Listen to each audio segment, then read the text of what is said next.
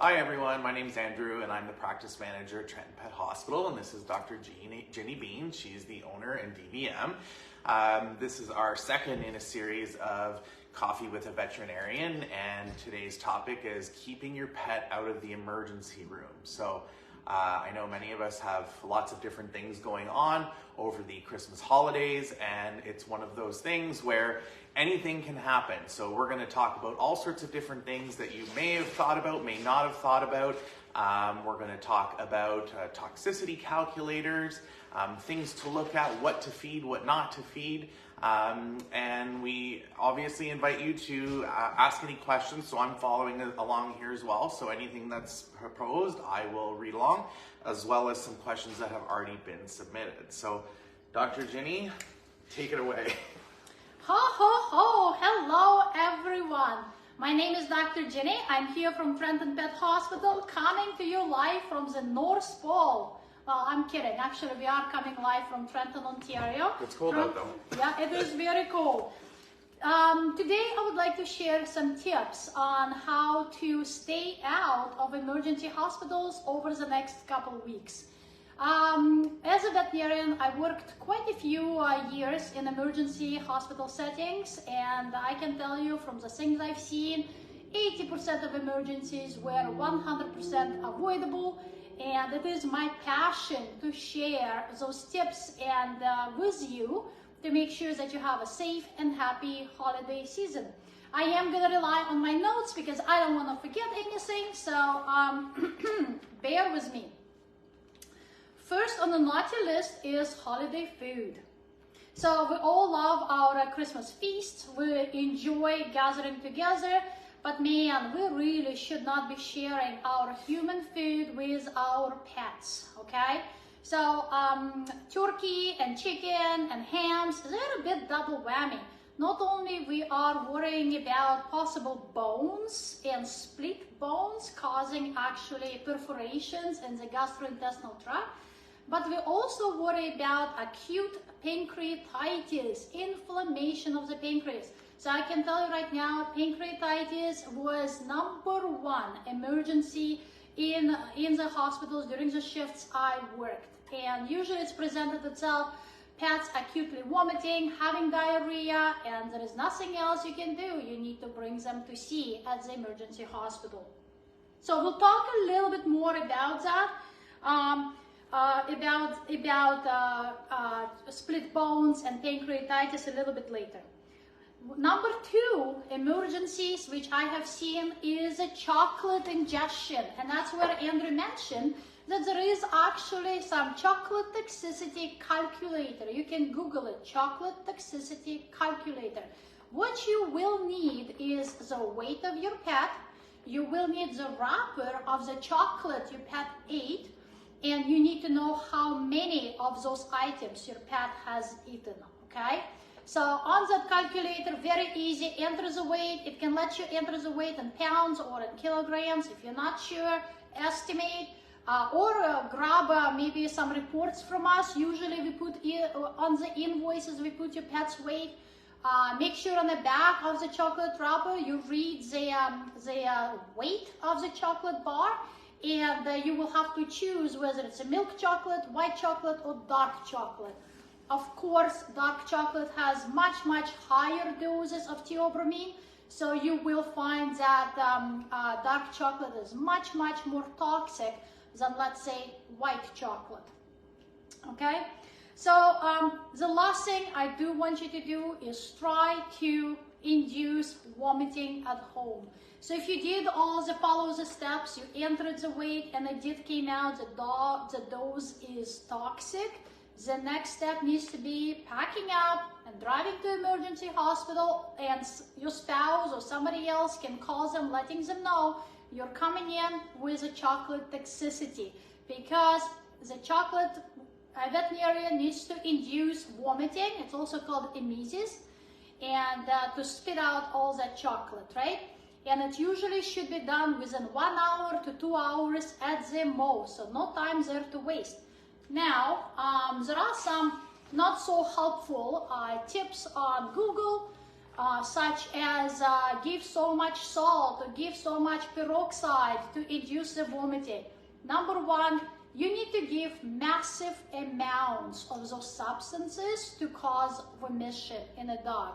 Number two, they don't work all the time. Number three, you're gonna waste time trying to do that. And number four, which is even more concerning, you can actually cause salt toxicity, which is much more serious than chocolate toxicity, or you can actually cause aspiration pneumonia. Aspiration pneumonia is when a pet is panicking, you're panicking, here you're trying to give him some peroxides, whatever, 1 tablespoon to, I don't know what the dose is recommended on Google, and your pet actually inhales it, okay? So that would become a life-threatening emergency. So my suggestion is don't do it, okay? Let's see, xylitol. Xylitol is a very scary for our pets. Many products around us have xylitol.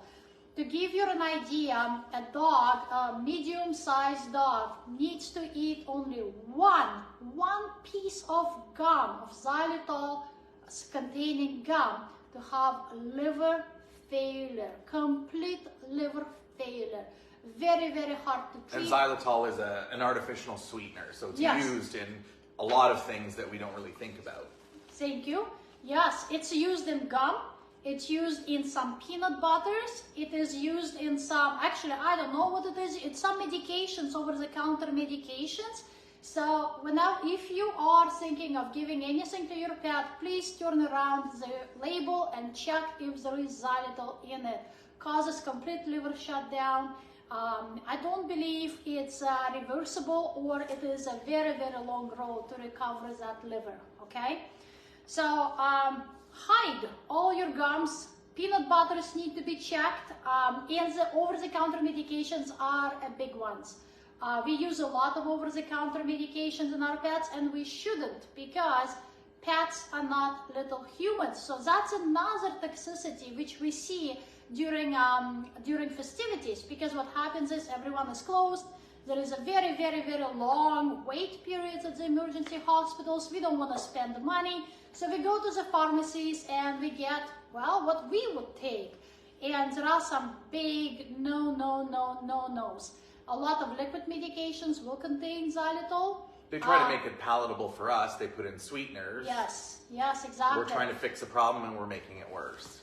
Advil, Tylenol, aspirin should never ever given to our pets. Even what's the pink stuff? Pepto-Bismol? Pepto-Bismol. Yeah. So did you know Pepto-Bismol contains acetylcysteinic acid, which can actually cause stomach ulceration. So aspirin type of substance which can cause stomach ulcerations.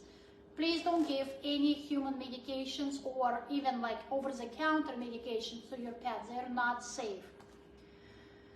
Okay, let's talk a little bit more about chicken or turkey bones. So like I mentioned to you before, chicken and turkey bones are double whammy. So number one, they splinter. And when they splinter into shards, very sharp points. Just imagine for a minute eating a needle. And that's how your pet is gonna feel like, okay? And that needle doesn't wanna stay. That needle goes through the whole gastrointestinal tract, scratching, causing bleeding, and in some very unlucky pets, actually perforating the gastrointestinal tract or intestines. Leftovers of the turkey or chicken or ham are very high in fat. So what happens is pets, again, I'm going to say it again, are not little humans. We humans have enormous ability to process enormous amount of fats. Our pets do not. They cannot. Their pancreatic gland is unable to make enough juice to process all the fats coming from human foods. So what happens is pancreatic gland gets very inflamed, gets very sick, can get infected in some cases, and create your pet to be very sick. So the most common signs are profuse vomiting, diarrhea, not feeling well, hiding. There are certain breeds which are much more predisposed to pancreatitis than others, and I would say small breed dogs, they are overrepresented when it comes to pancreatitis. So if you know that your pet may or may not have eaten something they shouldn't have, and next day they are hiding, they are not feeling pose, good, drinking lots of water. they're doing that praying pose, right? When they're doing this with their belly extended, they don't want to eat, or there is a lot of saliva coming from their mouth, or they are there is licking their lips, which are all signs of nausea. I would say chances are your pet has gotten pancreatitis. Okay, this is a must visit to a veterinarian. Please do not waste your time. The longer you wait, the more dehydrated your pet becomes, and the more toxic your pet becomes, the longer will be hospitalization, the more expensive the bill is. But here is the good news, 100% preventable disease. Just make sure not to give your pet any leftovers, put them away, take them away from the tables. Some of our pets are very good at, table surfing, right? Oh yeah, counter surfing, table surfing. Yeah, hide it, put it away, spend a little bit of time protecting your pets from getting into things they shouldn't be getting. Well, grapes.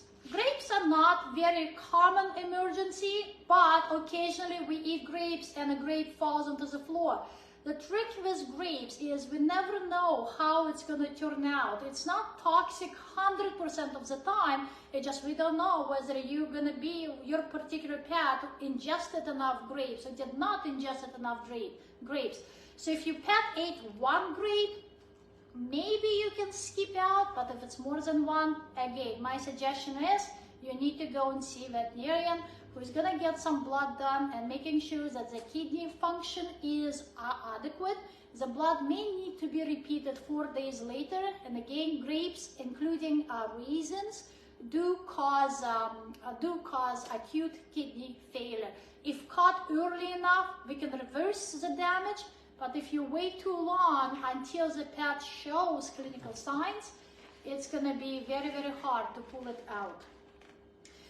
Another thing is, if your pet got into some human medications, something you're not sure whether it's toxic or not, how serious you need to pay attention to it, call poison control, okay? So talking about poison control, if you have our Trenton Pet Hospital app, right on the app, on the left-hand side, there will be a menu, and under resources, there will be pet poison line, and you just can call directly from our app. If worse comes to worse, Google it, pet poison line, pet poison control line. Decorations, they're adorable and they're pretty, but they're so dangerous if you have a curious dog or curious cat. Cats, I would say especially. Tinsel is a big no-no for households which have cats. So what happens, a cat will ingest tinsel, it will wrap around their tongue, the rest will get swallowed, causing severe intestinal blockage. So that is definitely would be an emergency visit to a veterinarian. Poinsettias, toxic to pets, causing kidney disease. Yes, we like them. Yes, they are adorable, but if you have fur-legged pets in your household, you should not have poinsettias, and that includes outside poinsettias and inside poinsettias, okay? So again, if your pet has ingested poinsettias, a trip to the veterinarian is necessary because they will be checking for a kidney function, as poinsettias directly attack kidney cells. Christmas trees. So we know that cats love climbing Christmas trees. Did your cat climb the Christmas tree yet? No, he's pretty good. He's pretty good, but I've seen and heard horror stories. I used to have a dog that would knock the Christmas tree over every year. Yeah. Thankfully, they're not goats. Goats love Christmas. If you ever want to dispose of your real Christmas tree, take it to a farm. Goats, cows love them. Not dogs or cats. No. So just to avoid, tumbles, try to secure your Christmas tree as best as you can. Sometimes cats can eat those, if you have small lights, right? Shining lights can be very, interesting for curious cats. So just keep an eye on that. Shiny bubbles, cats like to treat them, and accidentally, boom, they are eaten, right? So, and that can potentially create intestinal blockage as well. So I am gonna give you a couple signs of intestinal blockage just so you know when you are in trouble. So if you wake up and your pet is puking, and it's not just little pukes, those are pukes with a big amount of volume. Large volume vomissions are unfortunately highly indicative of possibility of the intestinal blockage. Those pets do need to be seen as soon as possible. Be prepared that the x-rays will need to be taken, blood work needs to be done, and if hospitalization or surgery is needed, your pet may need to be hospitalized for a few days in emergency hospital. Stress is also quite real during holiday festivities, especially I would say stress in cats, right? Yeah. It's a big thing. Traveling, people traveling. Yeah. Exactly, right? I would concentrate on cats because cats have a very specific stress-inducing urinary bladder inflammation disease called feline interstitial cystitis. If your cat has ever been diagnosed with that particular condition, listen up. If you know that you're gonna have a family, you're gonna have a lot of activities in your household, you should be prepared for that. Your pets need to be drugged up. So what I mean by that, if your veterinarian has any rescue, I call them rescue medications, such as gabapentin, non-steroidal anti-inflammatories, you need to have them on hand in your little pharmacy. And if you know that you're gonna be busy for the next couple days, you should be giving it to your cat as prescribed by your veterinarian. Again, the last thing you want to deal with is with a blocked cat.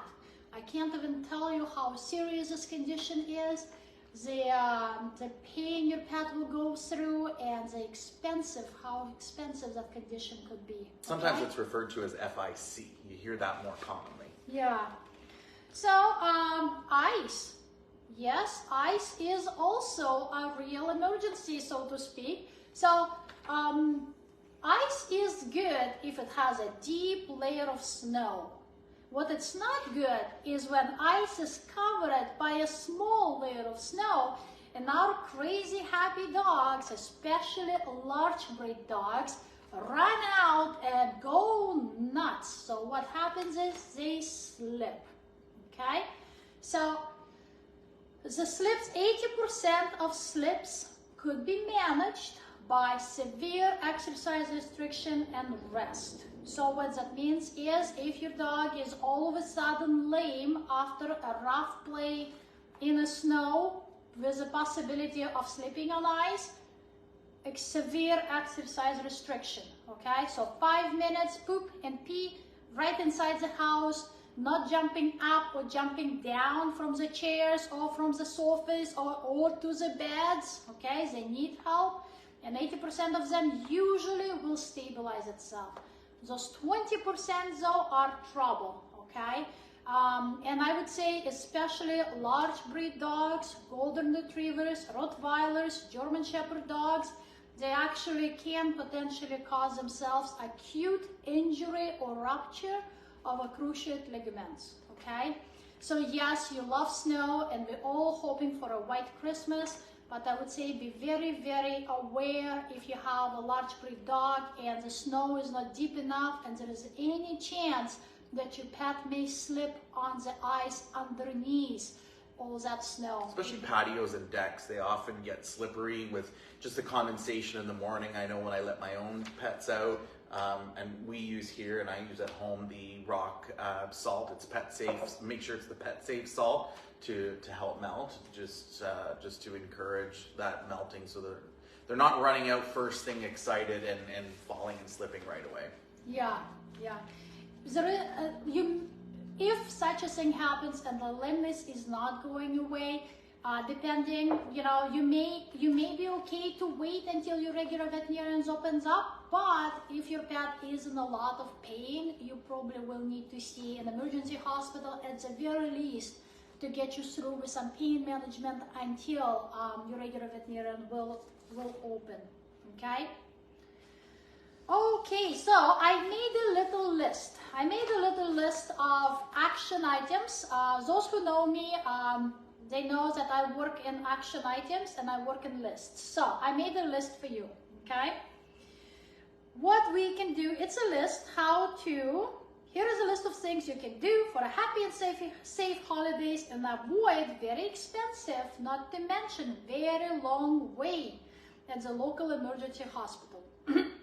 Number 1, make sure you're fully stocked with prescription food and medications your pet needs for at least 2 weeks. If your pet is on any chronic type of medications, please make sure you have enough for 2 weeks, okay? A lot of hospitals close. The hospitals who are not closed probably going to be overrun with emergencies. They may not be able to attend to last-minute prescription requests. So make sure you have lots of food, make sure you have lots of medication. I almost think that's the standard now with whiteouts and brownouts and hydro issues and banking issues where people can't use debit and all that type of thing. I think it's just a really good idea to have a couple of weeks of your pet's food and medication stocked up at all times, just in case. I agree. If your pet has a long-term medication, long-term condition, chronic condition, for example, we talked extensively about FIC, feline interstitial cystitis, ask for rescue medications, okay? For our patients, I make sure that my patients have what it's called rescue medications. So I tell the client, hey, here is the medications. If your pet looks the wrong way, start giving it to the pet right away, okay? If you're expecting visitors or family, make sure your pet has a safe place to get away. That is important. And ask your family and your friends, do not bother your pets when they are away in that safe spot. Allow the pet to come to your guests when they feel safe. Use prescribed anti-anxiety medications, especially in cats, okay? So we do not deal with our cats all of a sudden unable to pee. So we get so busy, yes, we do forget, but I think it's important that all the medications are given as needed at the times when they're needed the most. Do yourself a favor, put it in your phone. If it's not on my calendar with alerts and reminders, I am not reminded. I need to put this type of thing in my phone ahead of time because it does take a couple of hours for this stuff to kick in. Exactly. And we talked about ad nauseum, absolutely no table scrap leftovers from the family dinner. 100% avoid emergencies. Just to give you an idea, an average cost of acute pancreatitis after hours, you're looking between $2,500 and $4,500. Okay? Save yourself some money, don't do it. Doesn't matter how cute they look. Yeah, no matter how much they're cute, adorable eyes, right? You know, those puppy eyes or kitty eyes, don't believe them. Absolutely no bones should be given to pets. Bones are bad in general, but again, just to give you an idea, if God forbid your pet needs a surgery to remove the bones, if it's just non-complication, just remove the bones from the stomach without any secondary effects, no perforation, you're still looking anywhere around $6,500. If God forbid there is any complications of perforation, who knows? Now, one of the questions is, because this goes with it, aren't cooked bones worse? I don't know where it came from. I think because they're soft, or people think they're softer. worse. I think all of them are bad. Bones are bones. All of them are bad. Just don't give any. We talked about do not let your large dogs run on the icy surfaces. Mm-hmm. Okay? Keep an eye on that. Make sure that it is safe. And have an emergency kit. And Andrew has made a little emergency kit. He's gonna go over what's included in that kit, and as a matter of fact, we're gonna start selling those emergency kits in the new year. So this way you're always ready and prepared for everything your pet needs, no matter where you are. Andrew, to you. So I found out this year that I needed an emergency kit when my dog sliced her leg open at the cottage. Of course, I have the luxury of texting my best friend over here, but most people do not. So what we came up with that I carry, and a couple of our clients had asked about it, are kits. So we've put in some essentials. We're trying to obviously keep it, this is not something that is going to avoid you going to the veterinarian at all. This is something to help get you through. This is something to clean a wound. This is something to, you know, just sort of to get you through. So we've actually ordered these really cute kits that everything will come in. But I think one of the most important things in here are, Decra makes a product that they're called Dermachlor wipes. So in each side, these ones are open. They're almost like the little pads you would use to remove makeup. And they are wet and they are perfect for disinfecting wounds. I don't know, Ginny, do you have anything else that you would mention about? I absolutely love them. We use these in clinic as well. They're very safe. They have an antibacterial and antifungal properties. And whenever we see a wound, a fresh wound, we recommend to use them. I would suggest not to use them inside the wound, but around the wound, okay? Let's say your pet did slice himself up. Andrew's gonna show the things you're gonna have in the pack on what to flush the wound itself with. So we are going to include some of these Monoject syringes with the syringe tips. And as Dr. Ginny was mentioning, one of the things we're going to be adding to, I believe, is a saline solution. And that will be used to disinfect inside the wound. Okay, so what you're going to do, you're going to fill up that syringe with sterile saline solution provided in the kit. You're going to attach it back in, and you're going to, like, let's say if that's if that's the wound right here, you're gonna flush it away from the body, okay? So you're gonna flush it away. So you don't wanna do it you don't wanna flush it that way, because you're only gonna push the bacteria and particles inside the wound. But you are gonna be flushing it away from the wound. And do it as much as possible until the wound is visually clean. And then recycle it, throw it out when you're done, don't reuse it. They're cheap, we can get more. Once the wound is clean and you've disinfected the outside, one of the things that we will be including is vet wrap. So show you how to use it. And clean. And clean. So vet wrap is, and it can be cut, and actually one of the things that we've included in here is a pair of scissors. So these are bandage scissors that will be included, because these can be cut to different sizes. Obviously we want some larger ones for the larger breeds, but these are stretchable. These self-adhere to each other. So it's definitely something you want to at least keep the bleeding down, keep pressure on the wound until you get to your veterinarian. So I'll give you a couple tips. Vet traps, I absolutely love vet traps, but there is some, you have to use them with caution, okay? Andrew, give me your hand. Here we go. Okay, so when we're gonna apply the vet trap, okay, first you're gonna be stretching it like that, tensile stretch. And then you're gonna apply it without applying any pressure, additional pressure on the vet trap, okay? The last thing you wanna do, stretch it and apply it this way, it will constrict. It's not a tensor bandage. Yeah, okay? So what you're gonna do, you're gonna apply it on the wound right there, you're gonna stretch it a little bit. Look at us having poinsettia. Okay? And then you're gonna loosen it up a little bit, and then you're gonna gently apply it. The idea is to cover the wound. You're not stopping the bleeding with that, okay? But by covering the wound, you will stop bleeding as well, okay? Did you feel the difference in the pressure? Yeah, it's without constricting. It is. There is definitely. It's like a balloon when you first pull the balloon before you blow it up to kind of stretch it out. So make sure do not constrict. So you're gonna overstretch it, and then you're gonna gently apply it. And then, of course, depending on what the situation is, I have dogs that vomit in the vehicle, I have dogs that drool, I have messy dogs in general. So we're including a package of Lysol. Well, these ones are the Clorox wipes. But even like, I mean, before you attend to your pet, if you do need to clean the wound or do something, hey, it does never hurt. You can disinfect your own hands. You may hands. not be somewhere where you can wash. Yeah.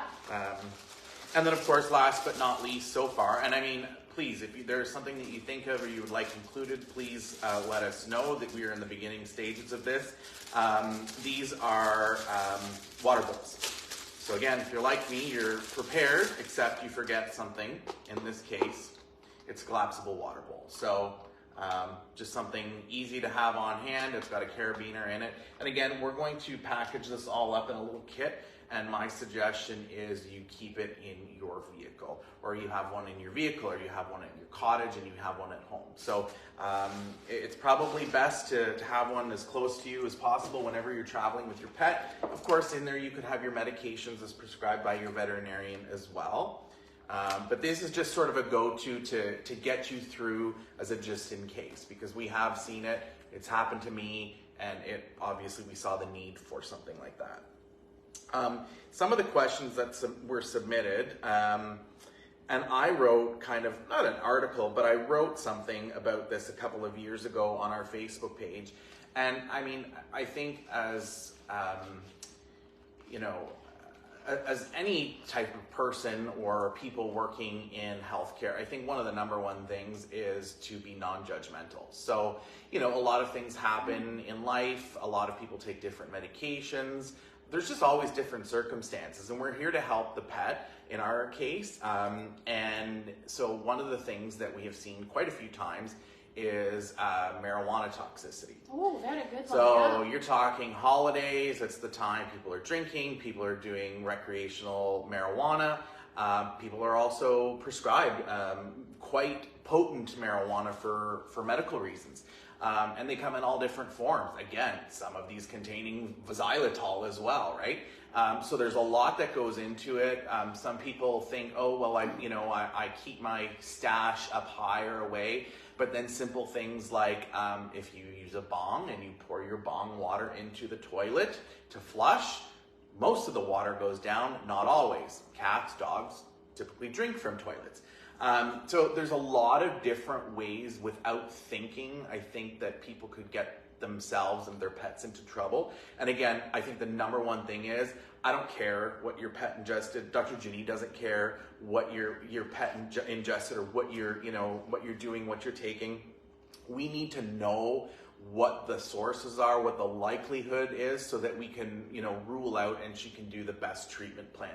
I mean, in one case, it may be an induced vomiting, and in another case, it's probably the worst thing you can do. So the more information you provide without worrying that we're going to be looking at you and judging, I think is extremely important. And I'm going to say to you also that no one in emergency hospitals, in any settings, is going to go and call the police on you. And I had a case in an emergency hospital where an owner just would not say what their pet obviously had some access to some kind of drugs. We did not know what it was, and the owner just would not say. Probably was scared, ashamed, whatever that is. And the urine dipstick, I think, showed cocaine. It's not like we're gonna run away to the police and call, oh, look at that, we have a client on cocaine, right? It's not our concern whatsoever. Our concern was to help your pet not to die from that toxicity. Yeah. So you kind of covered it, but one of the questions I know that our CSRs get quite often, and also, if you're watching, I will say, when you're calling a vet clinic or a pet hospital, unless you're really speaking to the veterinarian, nobody is really able to give you any information or diagnose. So I know a lot of people will call and say, oh, my dog's doing this, do you think it's that? Or my cat's doing this, do you think it's that? As helpful as we want to be, we cannot diagnose. We can't offer any type of treatment over the phone. But one of the questions that often comes up, and we often say, if you are concerned, please contact your veterinarian, is, should I induce vomiting in my pet? And now, you kind of covered... Absolutely not. We had a case, a very heartbreaking case, where an owner called because the dog, little chihuahua, ingested chocolate, milk chocolate. So before calling us and before, you know, the owner did not know about existence of a chocolate toxicity calculator, they went on Google chocolate, whatever, and the Google told them, well, give the salt. So they gave massive amounts of salt to the poor tiny little chihuahua. And after we calculated, the toxic dose of chocolate was actually not toxic at all. The dog would have been fine, but the amount of salt they gave to the dog ended up to be toxic, causing brain swelling. Okay? And there's no way your pet's going to be eating salt like that, so you probably have to be forcing it in, which is, absolutely, again, emotionally completely traumatizing for your pet. With peroxide, people need to, it's very, have you tried to drink peroxide? It's very corrosive, it's disgusting, it foams. I don't even like club soda. So it is very common for dogs to panic, and they actually will inhale peroxide in their lungs, okay? So by trying to treat one problem, you're actually creating secondary problem, and in some cases the secondary problem is much more severe than the original problem. We are very lucky. We have magical medication. It is given intravenously, or it is given under the conjunctival sac, and it causes your pet to puke. Okay, like they puke and puke and puke. And then to stop the puking, we give them an injection of Serenia or something like that, and they stop puking, right? Yes, I know it costs a bit of money, I understand, but it is so much safer, and in the long run, and it's controlled. It's controlled, and in the long run, much cheaper than treating secondary issues.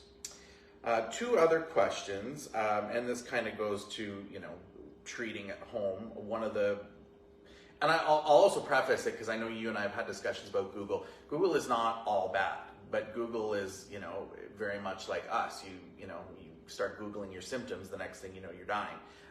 So it's, you know, absolutely do your research. We love when clients are informed. But I will ask the question, is there anything I can give my pet at home? Because that's probably number two question that people are calling with when it comes to sick pets, is what can I give them at home? Well, I have to say not a lot. Not a lot at all. I am trying to figure it out at my own home. What would I ever give my own dog, which I did not bring from a pet hospital? I think one of them is like, people ask about like witch hazel, and like there's different drops, ear ointments.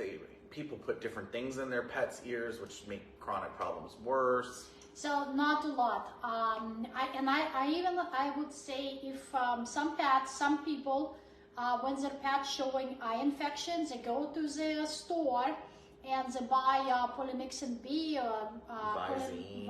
Visine is okay. Visine is okay. The antibacterial medication, which is available over the counter for people, I think it's polymyxin B, it's called, and they apply to their pet's eyes. Well, the specific, that chemical, polymyxin, is actually toxic to the cornea of our pets. Our pet's cornea, it's much, much thinner than our human cornea. So then we see those pets still, and now we see them with the corneal ulcers. And instead of just the regular drops, you know, you have to end up 4 to 6 weeks treating ulcer of the eye. Every 2 hours. Ask me how fun that is. Yeah, it's not. Which is very, very expensive and honestly very painful. So I would highly suggest, especially the eye, because they're always trying to then paw at it and making it worse. Actually, I just came up with another thing you should have at home. Okay, is a comb. You should always have a cone at home, because if your pet all of a sudden pays attention to a specific spot, to the eye, body sock, a cone, you can get the blow-up donuts right now in the pet stores. You must have one. This is the #1 in your kit. I mean, we're not gonna have included in our kit because kits aren't big enough, and all pets are different sizes. Yeah. But yeah. But the second your pet injures himself, or there is a hot spot somewhere, or the eye is looking weird, the cone. Before they see us, put the cone on, okay? So the last question, it was more an observation for me. is a lot of clients don't necessarily understand the difference between wellness blood work and sick blood work, whereas one is, for us anyway, because all clinics are different, one is going out to a laboratory, another one is done here when we get immediate results. Can you maybe elaborate a little bit on the difference and what kind of blood work we would be doing if a client's coming with a sick pet? That is such a good question. Absolutely. Wellness blood work is done to screen for diseases in an obviously completely healthy pet. Okay? A lot of conditions, we may not see the clinical signs until 6 months, a year, 2 years. They actually kidney disease is gonna start showing up, or liver disease starting showing up, or something along those lines. Having said that though, the sick blood work is the blood work we need to have right now. This given moment, we must know whether your pet is stable or not. For example, if your pet comes as an emergency for vomiting and diarrhea, I need to know immediately if your pet has pancreatitis or not. If your pet has eaten xylitol, I need to know immediately, right now, whether I need to hospitalize that pet with aggressive fluid therapy if there is any changes in liver enzymes. There is usually time difference and a price difference, whether you do wellness blood work or a sick blood work. Wellness blood work, we're not in a rush, we can wait. Usually it may take 3, 4, 5 days to get the results. No news is a good news. In our hospital, we usually will email you and making sure that you're aware that the wellness blood work is all good, but emergency sick blood work cannot wait. It needs to be done immediately. So a lot of times we get the results within an hour, couple hours, okay? It gives us, sometimes doctors need to do a little bit more research before they can call you and go over the treatment plan. So what that means is those lab machines need to be in the hospital, right? You can't wait for a driver to pick up the blood, drive it to Toronto, run the blood work, and email you the results. You need to know those. That would be the cheaper route instead of having $20,000, $30,000 machines on the counter. And that's one of the reasons why there is a difference in the cost. It is expensive to run in-house blood works, but in some situations we must do that. So that is kind of, in emergency settings, almost invariably you're going to be running sick blood work. You're looking at the whole system. You're looking complete blood count. You're looking at the hematocrit. Is your pet anemic, losing blood? Maybe it's dehydrated. You're looking at electrolytes, kidney, liver function. You're looking at pancreatic enzymes. So there is a whole big screen in a sick blood work, because we as practitioners, we need to know, is your pet safe to go home? Or do I need to keep that pet on fluids, on intravenous medications to make sure that I give the best chance I can to see him through? And again, that's just blood work. It could, you know, if it was a blockage, you may be looking at x-rays and ultrasounds, which are additional costs. So yeah, it's a lot easier to keep all this stuff away from your pets. I mean, you know, I know my house looks very different at this time of year, with a lot of different extra decorations and things in corners and places that otherwise wouldn't be. And I have a lot of pets and they're curious, so I have to be very cautious in my choice. I have to be very observant.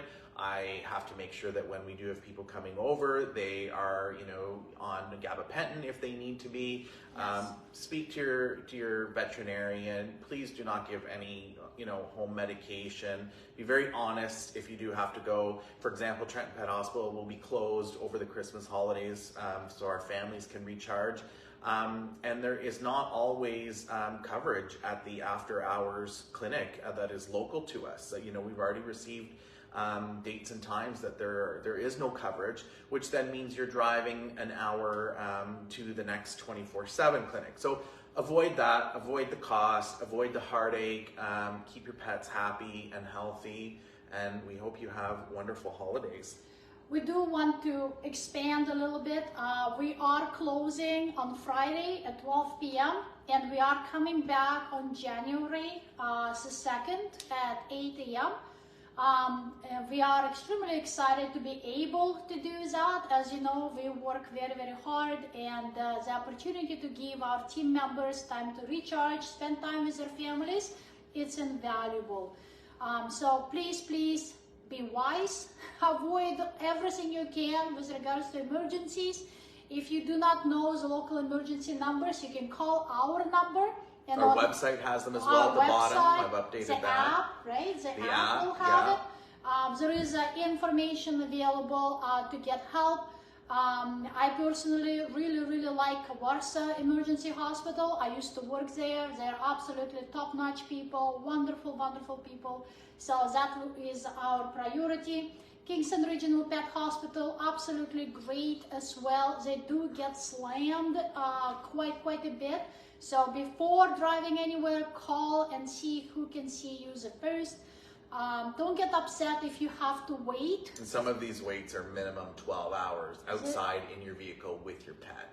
I hate to say it, there is a huge shortage of veterinarians and the highly skilled professionals, and that translates in the wait times, okay? Be patient and be kind with the people you work with. The kinder you are, the probably more help you're gonna get.